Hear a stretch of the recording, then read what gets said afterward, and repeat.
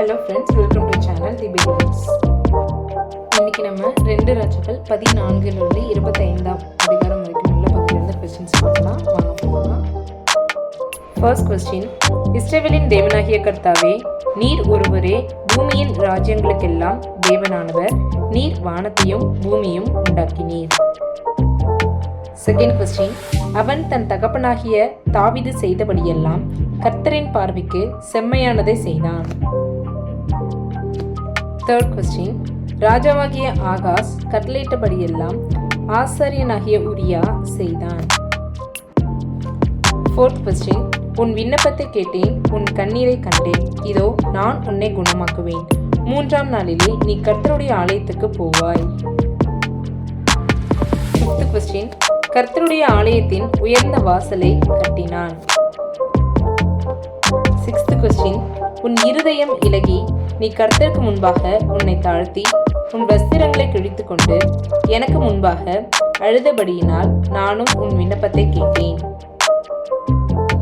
Seventh question, உங்கள் தேவனாகிய கர்த்தருக்கே பயந்து நடப்பீர்களாக.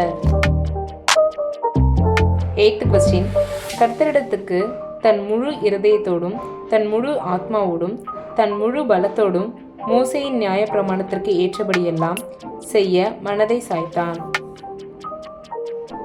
நைன்த் கொஸ்டின், சிதேக்கியா ராஜாவாகிற போது 21 வயதாயிருந்து 11 வருஷம் எருசலேமிலே அரசாண்டான்.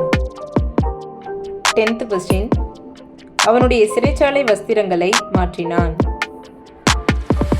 நெக்ஸ்ட் நம்மளோட ஃபைனல் 11th ஸ்பெஷல் கொஸ்டின், யார் கர்த்தரின் பார்வைக்கு செம்மையானதை செய்தது? ஓகே ஃப்ரெண்ட்ஸ், இந்த கொஸ்டின்ஸ்க்கு ஆன்சர் தெரிஞ்சவங்க நெக்ஸ்ட் வெனஸ்டேக்கு முன்னாடி, அதாவது புதன்கிழமை முன்னதாக உங்களோட ஆன்சரை வந்து வாட்ஸ்அப் குரூப் ஓர் கமெண்ட் பண்ணுங்கள். ஃப்ரெண்ட்ஸ், போன வாரம் கேட்ட கொஸ்டின்ஸ்க்கு ஆன்சர் பண்ணுங்க எல்லாரும் தான். ஸோ இதில் வின் பண்ணியிருக்கிறது யாருன்னு பார்த்தீங்கன்னா Bella sister, 11 out of 11. Congratulation sister.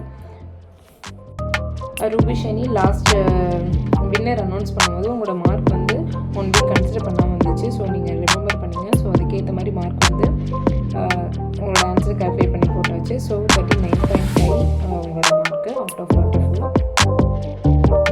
Okay friends, நம்ம நெக்ஸ்ட் வீக் மீட் பண்ணலாம். அது வரைக்கும் தேவன் தம்பி நம்ம சொல்லியிருப்பாங்க.